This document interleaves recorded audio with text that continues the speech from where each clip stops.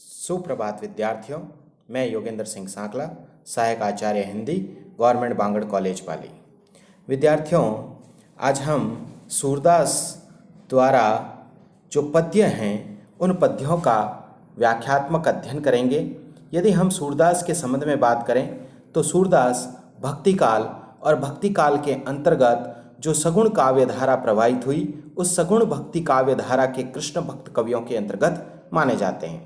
सूरदास को अष्टछाप कवियों के रूप में भी जाना जाता है। सूरदास की मूलभूत रूप से 3 रचनाएं मानी गई हैं: सूरसागर, साहित्य लहरी व सूरसारावली।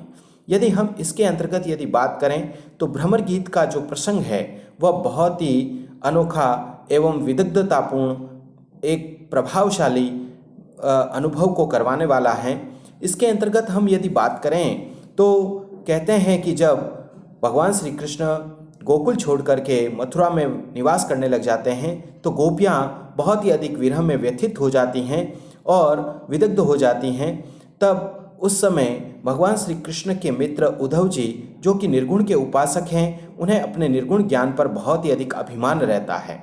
तब कृष्ण गोपियों को अपना संदेशा उद्धव के माध्यम से भिजवाते हैं और ये कहलवाते हैं कि तुम निर्गुण की उपासना करो और सगुण साकार ईश्वर की कल्पना को छोड़ दो। तब उद्धव जी कृष्ण का यह संदेशा लेकर के अपने निर्गुण ज्ञान पर अभिमान करते हुए गोपियों के समक्ष पहुंचते हैं और उन्हें निर्गुण ज्ञान का संदेशा सुनाते हैं। तब गोपियां उसका पूर्ण रूप से प्रतिकार करती हैं। उसी का वर्णन हमें यह भ्रमर गीत सार में दिखाई पड़ता है।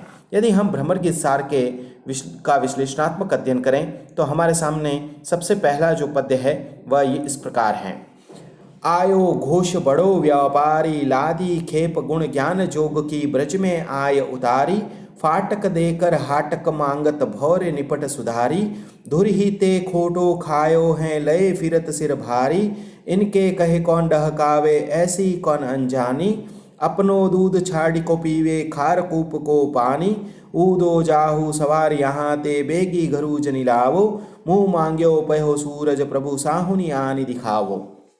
यदि हम भ्रमर गीत के इस प्रसंग के बारे में बात करें तो हमारे सामने गोपियाँ जो है वह एक उद्धव को व्यापारी के रूप में संबोधित करती हैं और उसे किस प्रकार से उसके द्वारा जो निर्गुण ज्ञान है वह एक फटकन के समान बताती हुई प्रतीत होती हुई दिखाई पड़ती हैं, उसका यहाँ पर अनोखा और बहुत ही सुंदर चित्रण प्रस्तुत किया गया है। तो हम देखते हैं इसका व्याख्यात्मक अध्ययन। गोपियाँ उद्धव जी से कह रही हैं या अपनी एकदम एक सखी दूसरी सखी से ये बात करती हैं, आयो घोष बड़ो व्यापारी, कि हमारे ग्वालों की नगरी में एक बहुत ही बड़ा व्यापारी, घोष का मतलब होता है ग्वालों की नगरी में बहुत ही बड़ा व्यापारी आया है। लादी खेप गुण ज्ञान जोग की, और उसने निर्गुण ज्ञान के जोग का मतलब होता है निर्गुण ज्ञान की गठरी को ला करके, खेप का मतलब होता है गठरी को लाद करके आया है, और ला करके क्या है, ब्रज में आय उतारी, और ब्रजभूमि में ला करके उसको उतार दिया है। फाटक देकर हाटक मांगत, फाटक का मतलब होता है कचरा। जिस प्रकार हम धान को साफ करते हैं तो जो फटकन मार करके उसके कचरे को साफ किया जाता है, तो इसीलिए कहा है निर्गुण ज्ञान रूपी कचरा दे करके हाटक मांगत, यानी भगवान श्री कृष्ण रूपी हाटक यानी सोने को मांग रहे हैं। भौरे नुपट सुधारे, कि यह तो क्या है, बहुत ही अधिक मतलब छल कपट करने वाला छलिया है। धूर ही ते खोटो खायो, लय फिरत सिर भारी, कि इसने तो इस व्यापार को करते हुए प्रारंभ से ही मुझे लग रहा है कि खोटी ही कमाई की है। लय फिरत सिर भारी, इसलिए अपने सिर पर इस निर्गुण ज्ञान के भार को लिए हुए घूम रहा है। इनके कहे कौन डहकावे, ऐसी कौन अनजानी, कि हमारे इस गोकुल गांव में ऐसी कौन अनजान स्त्री है जो इनके बहकावे में आवे। डहकावे का मतलब होता है बहकावे में आवे। अपनो दूध छाड़ी को पीवे, खार कूप को पानी, और इस संसार में ऐसा कौन व्यक्ति है जो क्या है, अपनो दूध छाड़ी को पीवे, कि अपने दूध को छोड़ करके, कौन ऐसा व्यक्ति है जो कि जिसके घर में दूध उत्पन्न होता हो और दूध को छोड़ करके खारे कुएं का पानी पिएगा। ऊदो जाऊ सवार यहाँ ते, बेगू घरू जनी लावो, इसलिए गोपियाँ उद्धव जी से कह रही कि हे उद्धव जी, प्रातःकाल होते ही, सवार यानी प्रातःकाल होते ही आप अति शीघ्र जाइए, बेगी घरू जनी लावो, और तुम उस महंगी वस्तु को, उस कृष्ण रूपी महंगी वस्तु को तुम अपने घर से लाओ।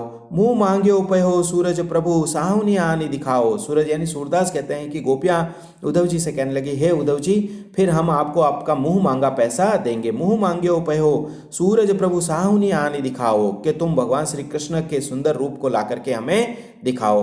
तो इस प्रकार से हम यदि संपूर्ण दोहे के अंतर्गत यदि बात करें तो यहाँ पर एक पूर्ण रूप से गोपियों की मार्मिकता, एक पूर्ण रूप से छटा का उल्लेख हमें होता हुआ दिखाई पड़ता है। यदि हम इसके विशेष की बात करें तो विशेष के अंतर्गत यदि बात करें तो गोपियों की विरह व्यथा एवं निर्गुण ज्ञान का खंडन करके सगुण की स्थापना की बात को यहाँ पर दर्शाया गया है।